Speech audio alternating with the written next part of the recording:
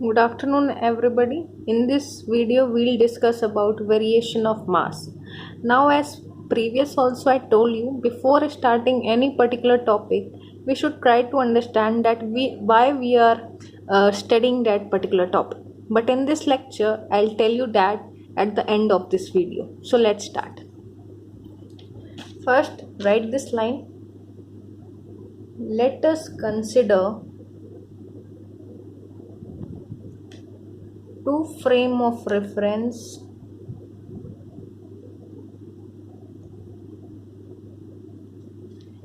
S and S dash, where S dash is moving with velocity v in positive x direction. Now to write this line is very important as it carries minimum 2 marks in your examination. Let's draw the figure.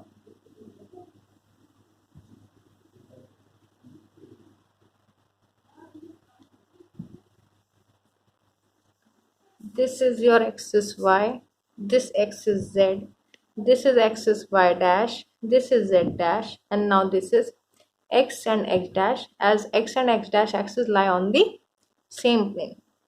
So this is reference frame S and this is reference frame S dash. Now let us consider two particles moving towards each other. Let the mass of this particle be m1 and the mass of this particle be m2. Let the velocity of the particle m1 be u1, or let it be u dash, and the velocity of this particle of mass m2 be minus of u dash.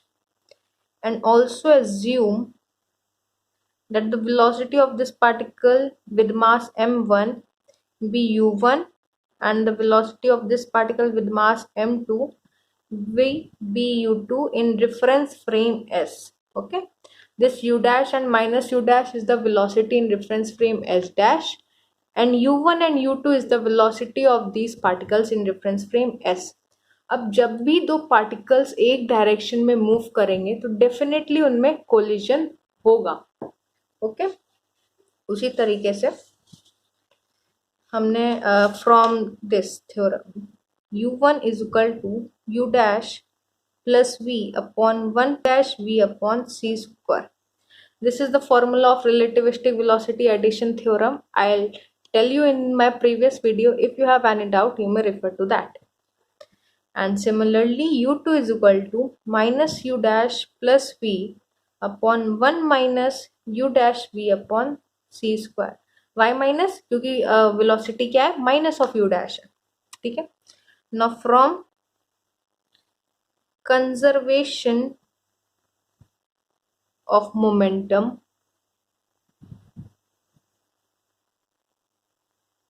Conservation of momentum वाला क्या formula है? m1u1 plus m2u2 is equal to m1 plus m2 into v. Conservation of momentum m1u1 plus m2u2 is equal to m1 plus m2 into v. बस हमें यहाँ पे अब u1 और u2 की वैल्यूज रखनी है. तो m1 u1 की वैल्यू पुट की, u dash plus v upon 1 plus u dash v upon c square plus m2 की वैल्यू पुट की, minus u dash plus v upon 1 minus u dash v upon c square is equal to m1 plus m2 into v. अब हम क्या करेंगे? m1 और m2 को मतलब m1 वाले टर्म्स में m1 कॉमन ले लेंगे, m2 वाले टर्म्स में m2 कॉमन ले लेंगे. m1 u dash plus v upon 1 plus u dash v upon c square minus v. जब m1 इधर आएगा तो ये क्या हो जाएगा? माइनस हो जाएगा. Is equal to m2, m2 इधर ले गए, v minus of minus u dash plus v upon 1 minus u dash v upon c square. Okay, now let's come to this page. m1 upon m2. अब हमने क्या किया, m1 upon m2, m1 upon m2. तो m1 upon m2 is equal to 1 plus u dash v upon c square whole divided by 1 minus u dash v upon c square.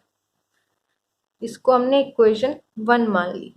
अब ये step note करिएगा. Okay, 1 minus u1 square upon सी square. हमने क्या किया, 1 minus u1 square C square. अपने benefit के लिए हमने 1 माइनस u1 स्क्वायर अपॉन सी स्क्वायर. यहाँ पे क्या करेंगे, सिर्फ u1 की वैल्यू डालनी है.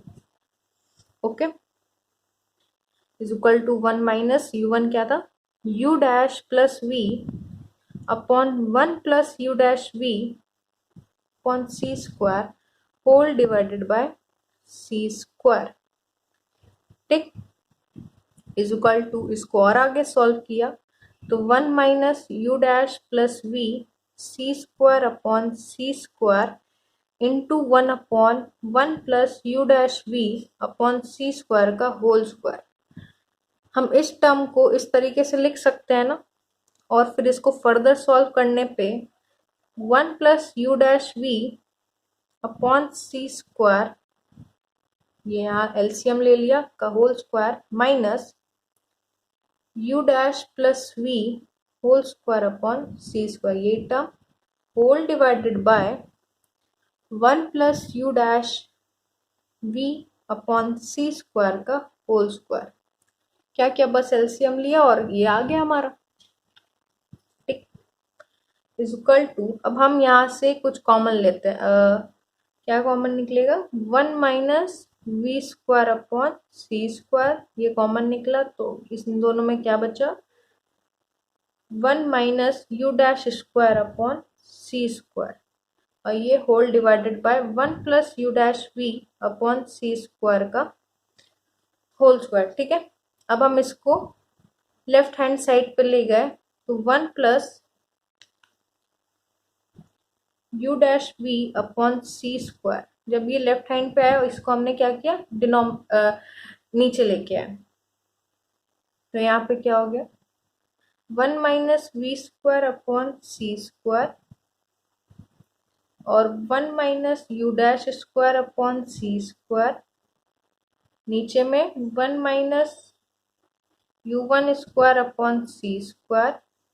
अब केवल एक स्क्वायर पूरा लेके नहीं गए थे, बस एक टर्म लेके गए थे, तो बाहर क्या हो गया, 1/2. ओके, सिमिलरली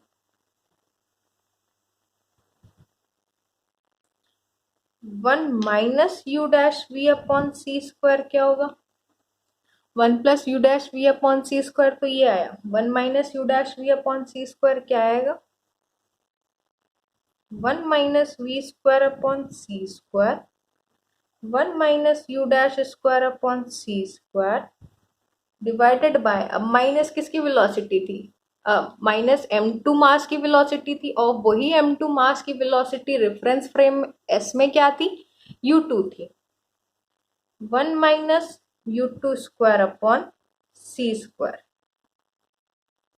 और पूरा 1/2. ठीक है, हमने क्या क्या निकाल लिया, 1 plus you dash we upon C square निकाल लिया और 1 minus u dash we upon C square निकाल लिया. ठीक, अब इसकी वैल्यूज हम m1 अपॉन m2 में डालते हैं. m1 अपॉन m2 हमने क्या निकाला था, 1 plus you dash we upon C square whole divided by 1 minus u dash we upon C square. तो हमें बस 1 प्लस यू डैश वी और अपॉन सी स्क्वायर और 1 minus u dash we upon C square की वैल्यूज पुट करनी है. Put करेंगे तो क्या आएगा, पीछे वाले पेज पे क्या निकाला था, 1 minus u two square upon सी स्क्वायर, और ये क्या था, 1 माइनस u1 स्क्वायर अपॉन सी स्क्वायर होल पावर 1/2, ये आएगा. ठीक, नाउ इफ द पार्टिकल, ये ध्यान से समझिएगा, if the particle having mass m2 be at rest with respect to reference frame s, then it implies, जब पार्टिकल m2 रेस्ट पे s frame में, तो s फ्रेम में उसकी वेलोसिटी क्या थी, u2 थी, और u2 अब क्या हो जाएगी, 0। तो एज्यूम देन m2 मास को हमने क्या मान लिया, m0 मान लिया, ठीक। उसी तरीके से m1 is equal to m0 divided by under root 1 minus u1 square upon C square. ये कैसे आया, m1 अपॉन m2 की वैल्यू ये आई थी, ठीक। अब m2 क्या है, रेस्ट पे, तो मतलब वेलोसिटी 0 हो गई, ऊपर वाला टर्म तो अपने आप ही चला गया। तो m1 is equal to m2 यहाँ ले गए m0, m2 को हमने क्या एज्यूम किया, m0 किया, divided by under root 1 minus u1 square upon C square, ठीक है, ये आया। Further if m1 is equal to m2 is equal to m, अब मान लो कि जो दो पार्टिकल्स हैं उनका मास सेम है, ठीक है, और वो वेलोसिटी v से चल रहे हैं, तो वहीं पे क्या आएगा हमारा, m is equal to m0 divided by under root 1 minus velocity v, u1 की जगह क्या चला जाएगा, v चला जाएगा, v अपॉन सी स्क्वायर। ये हमारा मेन फॉर्मूला है। Now what is m0, m0 तो यहाँ पे हमने अज्यूम कर लिया कि m0 जो m2 का मास है s फ्रेम में m0 हो गया, बट बेसिकली डेफिनेशन में m0 को क्या बोलेंगे, m0 is your proper mass. Now what is proper mass, m0 is known as proper mass in reference frame S in which mass is at rest with respect to observer, ठीक है। अब proper मास की ये definition बहुत important है, exam में 2 marks का आएगा ही आएगा। What is m0, m0 is the proper mass is known as the proper mass in reference frame S in which mass is at rest with respect to observer। Now suppose you are sitting in a train और आपके सामने एक box रखा है, तो उस box का मास आपके रिस्पेक्ट में उस रेफरेंस फ्रेम, ट्रेन को एज्यूम कर लो रेफरेंस फ्रेम S, तो उस बॉक्स का मास आपके लिए क्या कहलाएगा, प्रॉपर मास कहलाएगा, ओके।